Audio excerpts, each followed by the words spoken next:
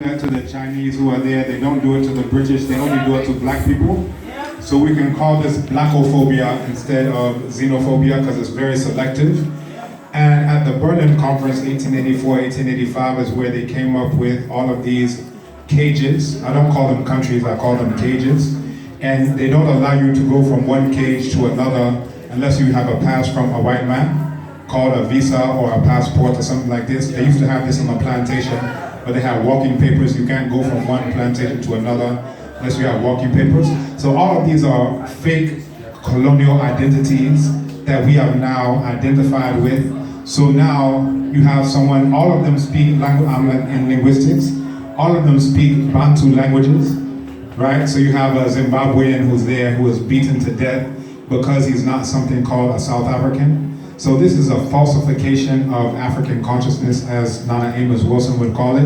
It's not a real identity, but once we start to believe in this thing, these colonial cages, is divide and conquer. That's because right. Ghanaians don't like Nigerians, expulsion order, Ghana must go, Nigerians don't like Ghanaians. And there's an idea that when strangers fight to the death, when brothers fight to the death, a stranger inherits a father's estate. So we have to ask the question of, sometimes that stranger is the one who knows that he's going to inherit that estate, so he divided you up. He caused that problem between you so that he can benefit, and he laughs all the way to the bank as you're killing each other over some fraud thing called South African and Nigerian and Ghanaian, and none of it is real. Speak the bitter truth, the bitter truth. That's where we actually come together and fight our common enemies on the basis of what we have in common. And the real enemy walks free. That was my point, because they still have their platinum mines and their diamond mines and their gold mines. So it's not xenophobia, it's blackophobia. Stop calling it until you see some Chinese getting beat upside the head. That's when you know you're actually dealing with xenophobia. All right. Dr. Obadele Kambon, speak the truth. Is it foul play? Shame to death. For the continent of Africa. We came before Columbus, okay? Not only that, there are accounts of Africans having interaction with the Native American Indians as far as California, who also wear galas that are similar to what Nigerians wear today. So to call our people in general illegal immigrants of any country.